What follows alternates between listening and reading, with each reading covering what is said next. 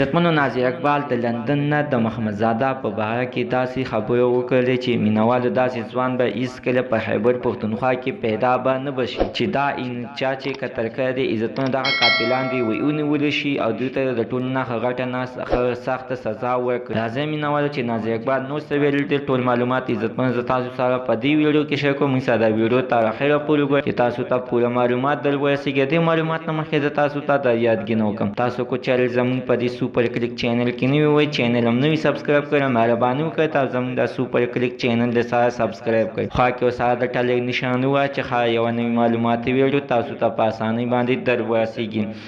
عزتمنو په خیبر پښتونخوا کې د اسپیمه واقعه ده چې مخې ته راځي چې خلک دغه شانتي بې ګناه قتل کیږي. نن عزتمن څنګه په سخاکوټ کې محمد زاده سره غټ ظلم زیاتی شوی دی. د چې د چا خلاف आवाज اوچت کو مینوال چې چا کې بنغه غلطي ونغه کسانو به سمدستي محمد زاده ته دمکې راولېږلې او ورته به ویل چې داسې کارونه مه کوئ داسې زمون خلاف خبرې مه کوئ. چې چا کې بغلا وه په هغه باندې به دا خبره ډېر زیاته سخته بدې ولګېده او د ده مخې ته به یې خط یا وغورځولې یا به یې ده ته دمکې ورکړي. د خطونه دا د په سخاکوټ کې چا ډېر سخت بېدردۍ سره قتل کړی دی. عزتمن چې نن څنګه ناظر اقبال د لندن نه دغه شانتې خبرې محمد زاده په باره کړي دي خو عزتمن په سوشل میډیا باندې همدغه شانتې دا خبرونه روان دي. خو نه پوهېږم چې دا رښتیا دي او که دروغ دي. خو عزتمن تر اوسه پورې د ناظر اقبال ویډیو نه دی راغلی او د هغه دغه شانتې د پیک ویډیو نه دغه شانتې پوسټ شوی دی د محمد زاده په حق کې دی आवाज اوچت کړل شي او دغه قاتلان دی ونیول شي او دوی ته د ټولو نه